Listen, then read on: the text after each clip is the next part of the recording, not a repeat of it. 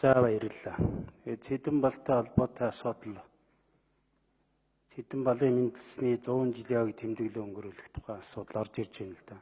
Олон ч гишүүд гарын үсэг зорж энэ асуудлыг оруулж ирж байгаа юм байна. Харамсалтай нь Хөрлөбаатар мэтийн төвжлүүд одоо уншдаг нь бол сонирхол төрүүлээд байгаа. Асуух юм байна. Уул нь асуухгүй өнгөрье гэж бодсон. Хөрлөбаатар уншсан учраас би асууна. Нэгдүгээрт өргөн барьсан хуулийн тогтоолын төслүүд арай өөрөөр орж ирсэн байна. Энэ дотор олон залтууд байгаад байгаа. Янз бүрийн одоо өөр. Дээр нь байнгын орны тогтоолын төслийн санал дүгнэлт болохоор зөвхөн Цэдэн балын 100 жилийн аяг тэмдэглэн өнгөрүүлэх тухай гэж байна. Тэс өөр юм байхгүй. Ийм ялгаатай асуудал байна. Тэгээ нэгэнт өргөн барьж байгаа төслүүдийн дотор ингээд материалуудтай танилцаад үзэхэд асуудал бол хэд хэдэн зүйл байна.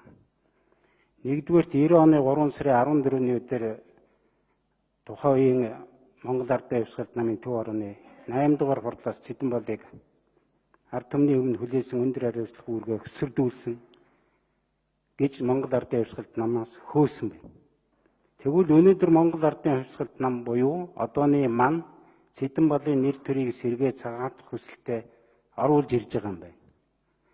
Тэгвэл танай нам энэ хүнийг одоо хэлмэгдүүлснээр ард түмнээс уучлалт гуйх уу? Одоо гуугаагүй байгаа шүү дээ. Одоо яг энэ дээрээс гуух шаардлагатай болох юм.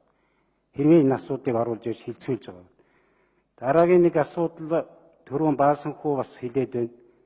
Цэдэн бал аксны гэр бүлд хадгалагдаж үлдэх ёстой. Энэ хүний эдэлж хэрглэж ийсэн орон сууц захидал харилцаа гэдэг янз бүрийн асуудлууд байна. 30-аад мянган үзмрийг алга болгосон байна. Шимшигдүүлсэн байна.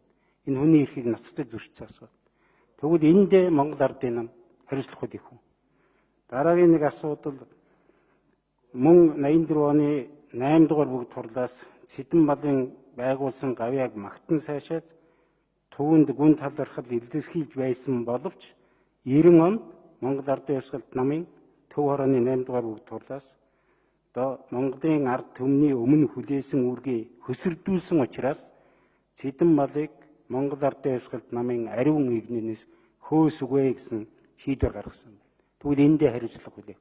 Одоо энэ бүгдээ уучлалт гуйх хэрэгтэй. Яагаад би Хөрлөбаатарыг гэж зориуд ирээд байна гэхээр Хөрлөбаатар улсын их хурлын гишүүнээс гадна Монгол Ардын намын нарийн бичгийн дарга одоо хариуцлагатай албан тушаал хийж байгаа.